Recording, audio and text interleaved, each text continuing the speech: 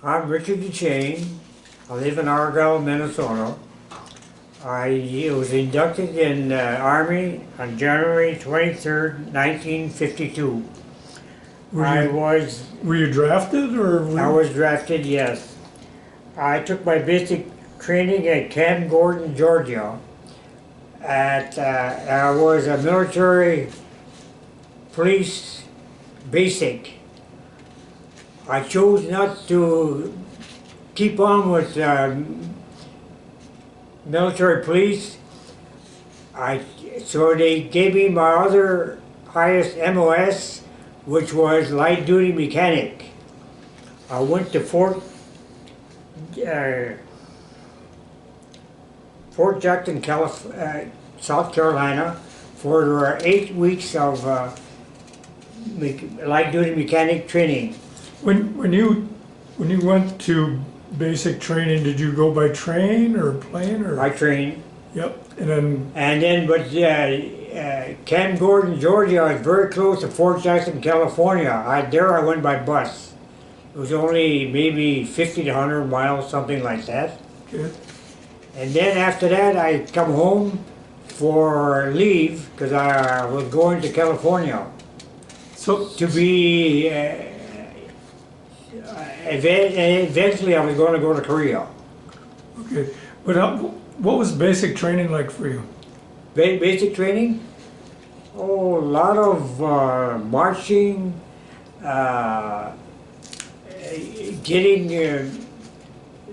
shooting with your M1. I got a little story about an M1. I could never. My M1 was so wore out that every time I was inspected, it would never pass. I'd clean it and clean it and clean it, but it would never pass. So I just put up with it. And then because of that, because I wasn't passing, I had to go like extra marching, that's a penalty, you know. I didn't have a clean rifle. So they thought. I cleaned it, but to no avail. So anyway, after that, I come home and I got a emergency harvest leave, an extended 30 days. Originally, I was only supposed to be home for 8 days and then go to California. Okay, after my 38 days, I went to Camp Topin, California, en route to Korea. What year was this, Richard? 1952, and this was about July. So Korea was pretty hot about that time. Not where I went. It never was hot there. Okay. No, never was hot. Okay, so I went to when I left the state. It took about 14 days to go to Japan. On the ship? On the ship. Was it? At Japan, I went to a CBR school, chemical warfare and something radiological, Well, as you were in Japan. for 2 weeks. Yes. But when you going to Japan, was the seas pretty rough, or there's? Kind of, but not too bad. You remember how many guys were on the ship? No, I don't. No, I don't. I think it's around 300, but I don't know. Okay. Just a guess. But I learned one thing from somebody: when the sea is rough, try and get in the middle of the ship. You know, the ship goes up and down. If you're in the middle, you're More stable. not so much activity, and chances are you won't get sick like many did. And when you see people sick, you tend to get sick yourself. So it Right. didn't have to be, so I was okay there.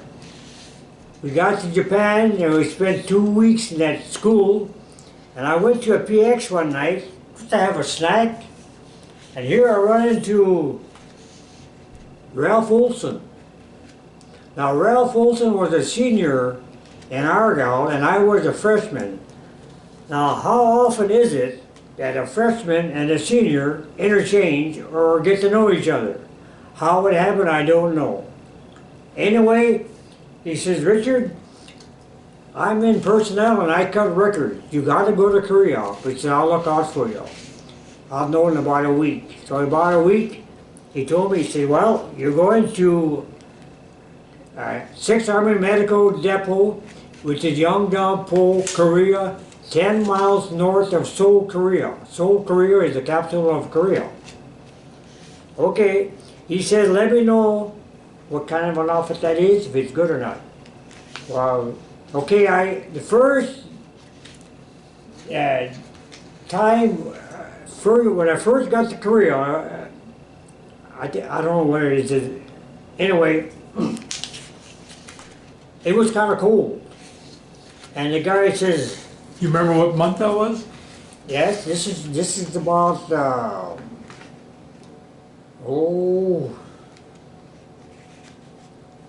probably August, September, up Okay. in there. All right. And he says, this is very cool, and this is the best spot in Korea. He said, well, and I didn't think much of it. We were sleeping in big army tents, and of course, we slept our clothes on, and blankets and blankets and blankets, because it was cold. I don't know what the temperature was, though. I would say probably right around freezing, a little bit colder than that, something like that. Okay, well, then we took a train from there to Yeongdeung-po to my outfit. And there they had a guard, armed guard at each end of the car. Armed guard. I thought that was kind of strange because there's no military activity for a long ways off. You see, my outfit was the closest combat was about 30 miles, the closest. It's 30 to 60, 70 miles from the front lines. Okay. I got to my outfit, it was about 125 personnel. And it was what it was a depot that supplied the front lines with medical supplies, including blood and blood plasma. And I was a light duty mechanic. I would work on Jeeps, mostly Jeeps and 2.5-ton trucks. And I liked my job. That's what I like. I was a farmer. I liked mechanic work. It was a perfect fit for me. Okay. So what kind of living barracks did you have there? What kind of? We lived in an old schoolhouse. We stayed in the classroom, 10 men to a classroom. And we had these little Korean boys that would clean up our rooms and take our clothes to the laundry and bring it back and all that. Did you have beds or cots? We had army cots. Okay. Army cots with a mattress. And very good. Very good. Yep. And So what was the food like? food was not bad. Not bad. Except for the milk. I don't know if it was dried milk or what, but I could very handle the milk. And I like milk in my breakfast. So I had very little milk all that time we were there. So how long were you there? I was there about 12 months. 12 months and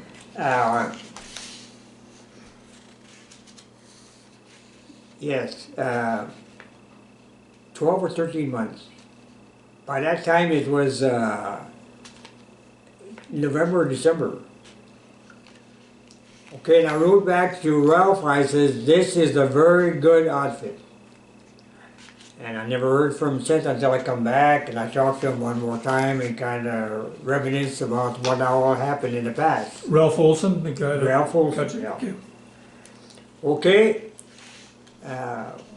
and while I was there, like I said, I liked my job. My sergeant, my sergeant in charge of the motor pool was a dark guy, and we got along real good. And anyway, one time it was time for promotion, and our lieutenant asked him, well, who do you think we should give promotion to? He says, well, if you got anything, give something there to Deschene. Nickname was Shaney? Yeah, he just, he just, that's how he told me it. Yep. Okay, so anyway, my closest friend was the guy bunked right next to me, and he was a sergeant. And he was in charge of the blood section, and we would go there after supper and write our letters to our wives and chit-chat and stuff like that. But you know, they had a heck of a nice bar there. I'll be darned, I never went to the bar. Really? There was one time in the States where, I think it was in the States, I'm not sure where it was, I had a beer, and that beer was green or something. That turned me off. So, okay. Let's see now. So you were maintaining the deuce and halves, jeeps and stuff? Jeeps and that, yeah. So that, and they would go out in convoys?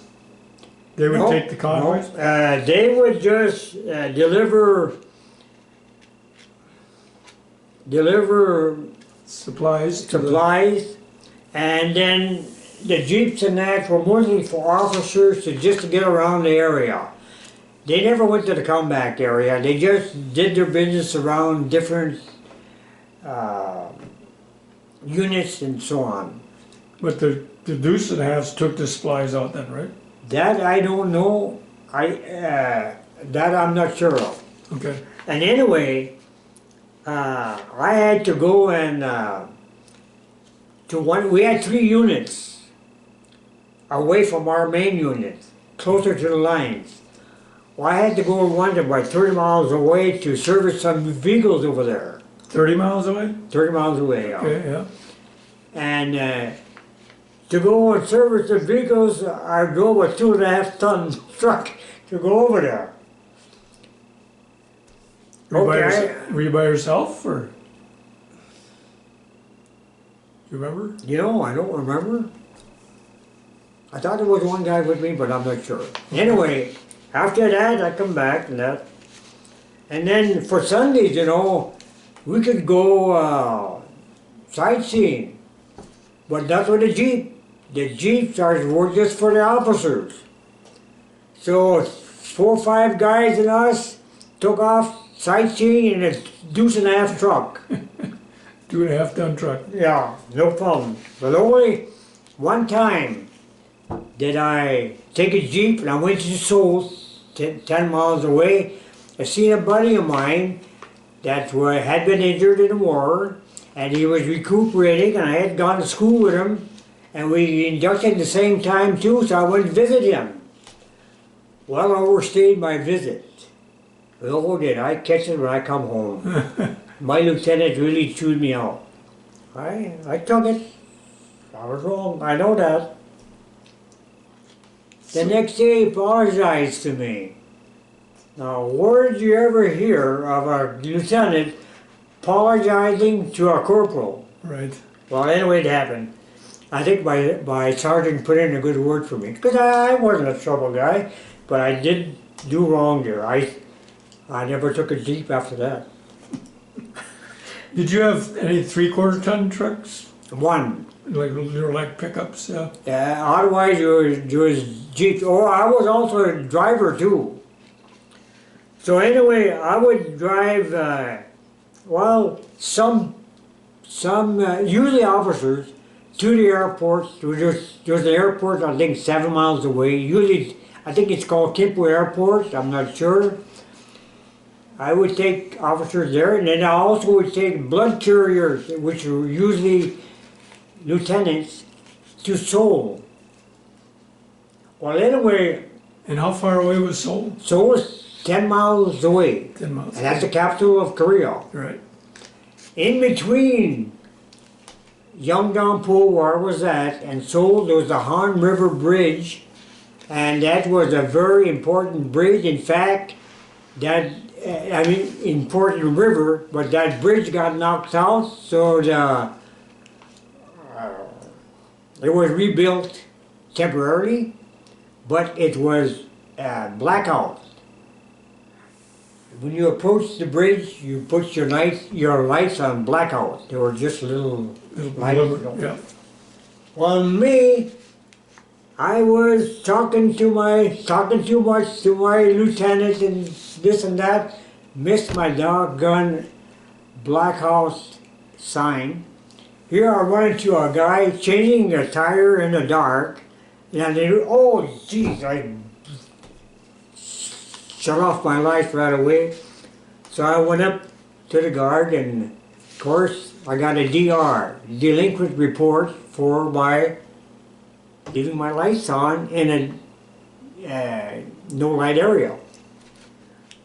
Okay, the officer felt bad for me, no this and that. I left him off, went back home. Never got my DR. The lieutenant stopped it. Again, the Lord is protecting me. He was looking after you. Yeah. Oh, go back a ways. When I was in, I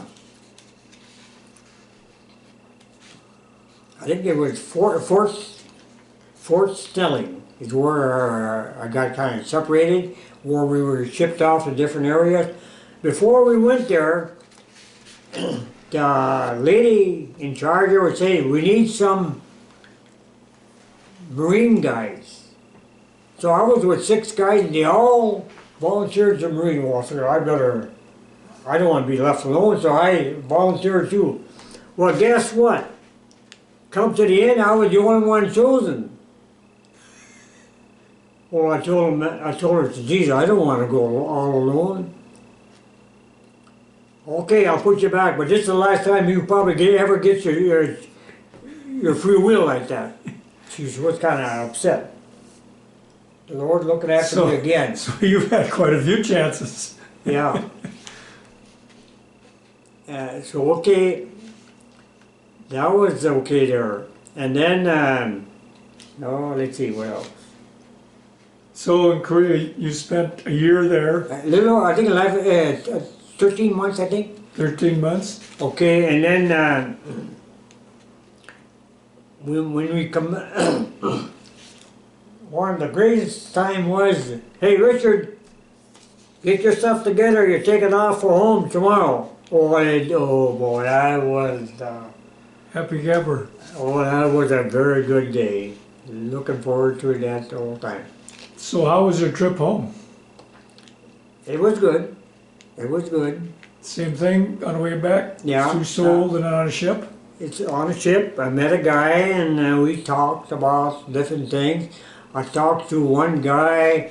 He was from Illinois. He was a farmer, and we talked farming a while, stuff like that.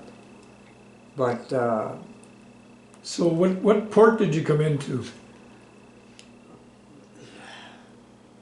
yeah, gonna find San Francisco or San Diego? Doggone if I know. I don't think I got it here either. No, I don't know. Anyway, I ended up at Fort Carlson, Colorado for discharge. Now this was in, I left Korea, I think, December 23rd. Of 53? 53, yeah. Okay. At Fort Carlson, we got separated and all that, and he says, hey, we'll get you home for Christmas if you enlist. I said, no, we'll wait. So we missed Christmas, because they wanted their way, so I got home December 29th. So what was your rank when you were discharged? Corporal. Okay. So you're E4. So anyway, we got home 29th, and here we took it I and Lorraine took in our New Year's Eve dance then. We used to have dances then. Took that in. In Argyle here? Yeah. At Yeah. City Hall? City Hall, yeah. Yeah. So, And when you, well, let's talk a little bit about your brothers. Do you mind doing that? No, that's fine. Why don't you name your brothers and where they were at? Okay. My oldest brother Louis, Well, let's say right at the beginning, you had six other brothers that were, 6 other brothers in service, yes. yep, one was Navy, all the rest were Army. And the youngest one, John, was a Navy guy. Yep. Louis is the oldest and the first one in service. And he was inducted in January 1942 and discharged in October 12, 1945. He was in service for over 3.5 years. And was he overseas? Oh yes, he was in Germany. He served in England, France, Belgium, and Germany. So he was in the heat of it. Yeah, but you know, like most veterans, they never talked about the past, and I'm sorry I never confronted him to speak out about it, but he never did. Too bad we weren't doing this back then. Oh, it would have been something real. Anyway, his citation included 4 bronze battle stars. But we all know that war is hell, and Germany is no exception. Right. Okay, the next one, George, he was the last one inducted. He was drafted too. We were all drafted except I think John. I think John enlisted, if I'm not mistaken. Okay. He went in the Army. He went in the Navy. Anyway, George was trained in Texas, and he was the oldest guy in the outfit, so they call him Pop. And he didn't have nothing to do in that, so he was kind of mechanic anyway, so he overhauled a little engine while I'm walking around over there. Yeah. So, but he didn't stay in there long.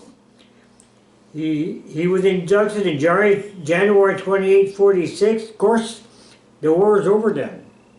So he got discharged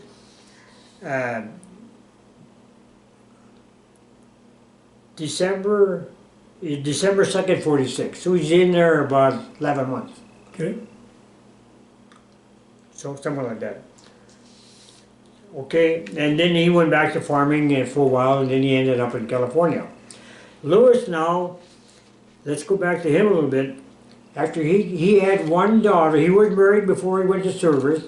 He had one daughter while in service before he went overseas, his oldest daughter, Darlene. Okay, he come home and farm, and he had 5 more daughters. He ended up with 6 daughters. Right. Okay. And he died May 11, 2005 at age 85. Now Daniel was drafted. He didn't finish high school. Daniel was upset at home. He thought he was left with a lot of chores from his other brothers that should have been doing some of that, so he decided, I'm going to service. So he did go to service. And he served in the Philippines at the 25th Infantry Division. Now, we all heard about the 25th Infantry Division. They were in pretty serious battles at different times. Well, anyway, he had 1 Brown Star and 1 Brown Campaign Star. All we know about him that he was probably a lone survivor of a battle situation, and that affected him quite a bit. And he had a mental problem for a little while, and he was discharged because of it. But anyway, throughout the time, he overcome that. So, Well, he had to, because he taught me. He went to college. after that, yes. Yeah, After that, he went to. Well, we both. Because he taught me algebra in high school. Yeah. What's that? He taught me algebra in high school Oh, okay. here in Argyle. Algebra, huh? Okay. Well, anyway, let's back up a little bit. He come out of service, And I and him finished our last 2 years high school at the AC in Crookston. And then he kept on going to college, and he farmed, and I farmed too. But he kept on and got his degree in college and continued to farm, and then he taught in P6, and he taught, I think the next place is Arnold. Yeah, I think he was in Alvarado for a while, and then came But to that I Argyle. didn't know. I think I remember when he came to Argyle, he'd come from, it's either Alvarado or Oslo, I can't Oh, yeah, remember. I think it was Oslo, yeah, Maybe I think I Oslo, remember yeah. that, yeah, okay. Oh, here it is. He taught in P6, North Dakota and Arnold. Anyway, Okay, so that's, yeah, and then he died at 73 in 1998. Yeah, he had heart problems. And so did George. George had heart problems too. Deshane's had heart problems. Okay, next is Leonard. Leonard entered the Army, he drafted in the Army in April 22nd, 1953. And he stayed in Fort Riley, Kansas throughout his whole time. There he met his wife and Marcy, yeah, and this was,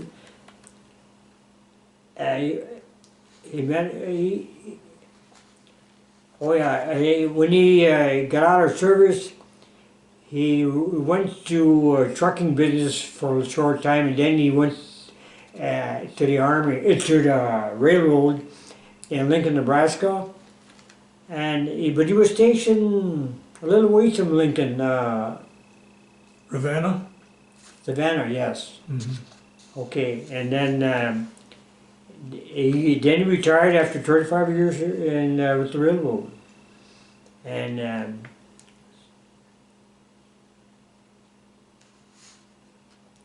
he died here a few years back too now. Mhm. Now, Joe Deschene entered also in 53, October 53. And he had his basic in Fort Riley, Kansas. And being he was a farmer, he could drive a D4 Cat. He went for driving tanks. So that was his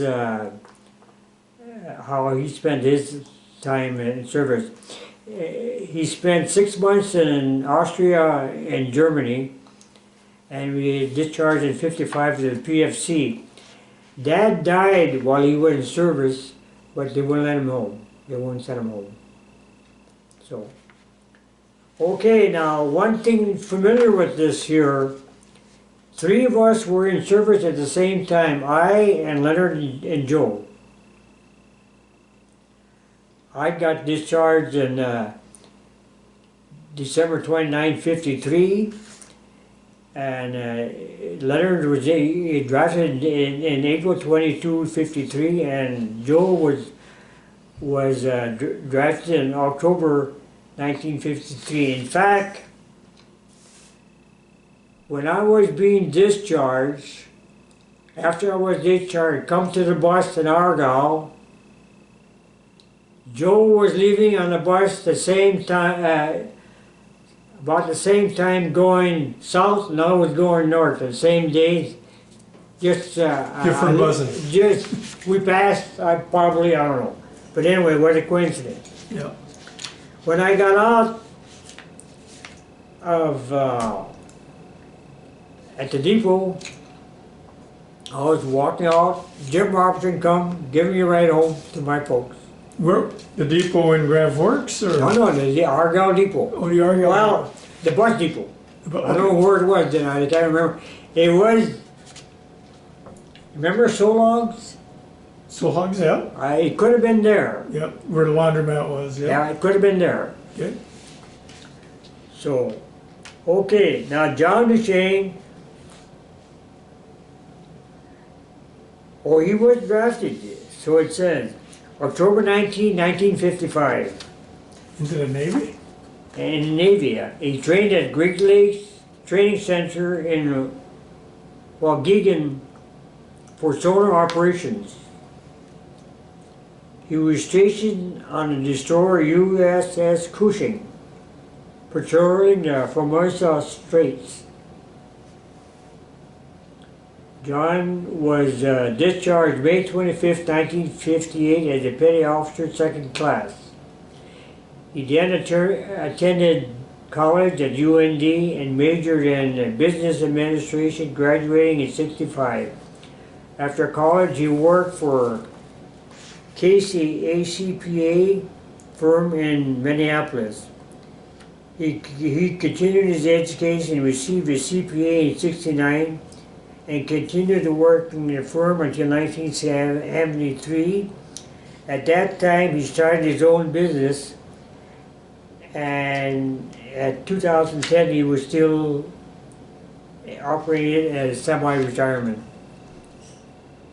So, at least we had 2 boys that graduated in college. I'm proud of that. So out of all 7 of you, you're still the only son alive? It's only one living. Yep. And your sister? I'm 91. My April 21st is my 92nd birthday. Congratulations. And thank you. And I feel very good. I continue to do all I can always. If I'm not working, then I like to exercise. So when you got out of the Army, you farmed? Not the first year. Our dad had died then, and the farming situation was in process. It was decided that 4 of us would farm. So Louis and Daniel and Lawrence and I. But then a year later, Lawrence died. So then Joe come in the farming picture. So there was 4 of us that farmed, but not the first year. I started farming in 1955, the same year that Dad died. Okay. Same year that Dad and Lawrence died. Dad died in February 8, 1955, and Lawrence died in November. Right. So during your military career, is there anything that stands out that you wish you'd have done different, or? no.